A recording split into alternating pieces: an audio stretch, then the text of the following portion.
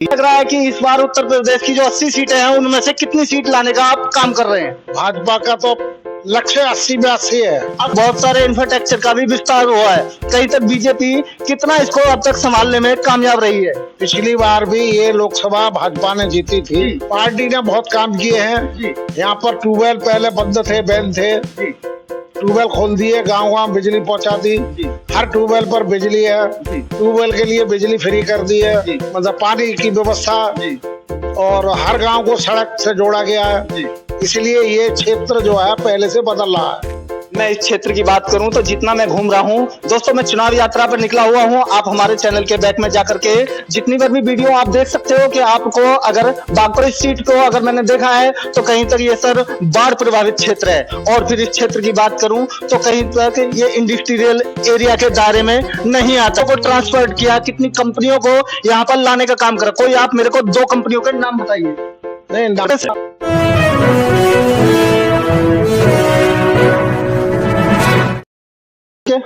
Ready है?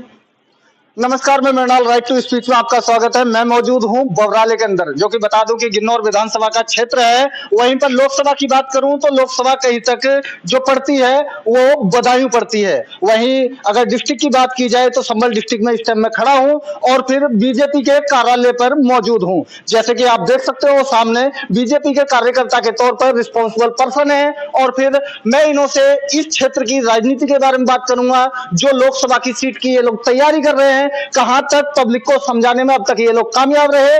मेरे बहुत सारे ऐसे मुद्दे रहेंगे जो कि पब्लिक सपोर्ट के लिए हमेशा की तरह हर चुनावों में देखे जा सकते हैं। लेकिन बात वही है कि घूमी फिरी राजनीति है और घूमी फिरी राजनीति के चलते हर बार पब्लिक को 5 साल में एक कैंडिडेट चुनना होता है। तो वहीं पर बीजेपी भी अपने जो मैदान में है, अन्य पार्टी भी अपने स्तर से तैयारियां कर रही है। तो फर्स्ट सर मैं आपका नाम जानना चाहूंगा। मेरा नाम मणिकांत है। मणिकांत जी, क्या लग रहा है कि इस बार उत्तर प्रदेश की जो 80 सीटें हैं उनमें से कितनी सीट लाने का आप काम कर रहे हैं? भाजपा का तो लक्ष्य 80 में 80 है। 80 की 80 सीट है। कोई मेरे को ऐसी वजह बता दीजिए कि इस सीट को, जो बदायूं की सीट है, काफी संवेदनशील सीट रही है शुरू से ही। यहाँ की सीट की अगर मैं बात करूं तो बहुत सारे जो जी लीडरशिप इसमें देखी है, बहुत सारे इंफ्रास्ट्रक्चर का भी विस्तार हुआ है। कहीं तक बीजेपी कितना इसको अब तक संभालने में कामयाब रही है? पिछली बार भी ये लोकसभा भाजपा ने जीती थी और गुन्नौर में जितना वोट पिछली बार पड़ा था उससे अधिक वोट अब के पड़ेगा, क्योंकि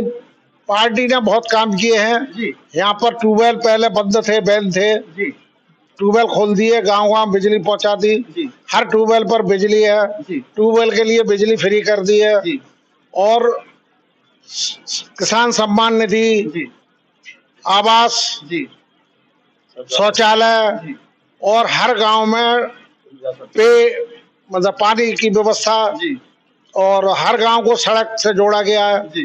इसलिए ये क्षेत्र जो है पहले से बदल रहा है। मैं इस क्षेत्र की बात करूं तो जितना मैं घूम रहा हूं दोस्तों, मैं चुनाव यात्रा पर निकला हुआ हूं। आप हमारे चैनल के बैक में जाकर के जितनी बार भी वीडियो आप देख सकते हो कि आपको अगर बागपत का रिस्पांस चाहिए तो आप बागपत में जा सकते हैं, अमरोहा का चाहिए तो अमरोहा की सारी वीडियो पड़ी हुई है। और इस टाइम जो करंट की बात करूं, मैं यहाँ पर संभल का जो विश्लेषण कर रहा हूँ।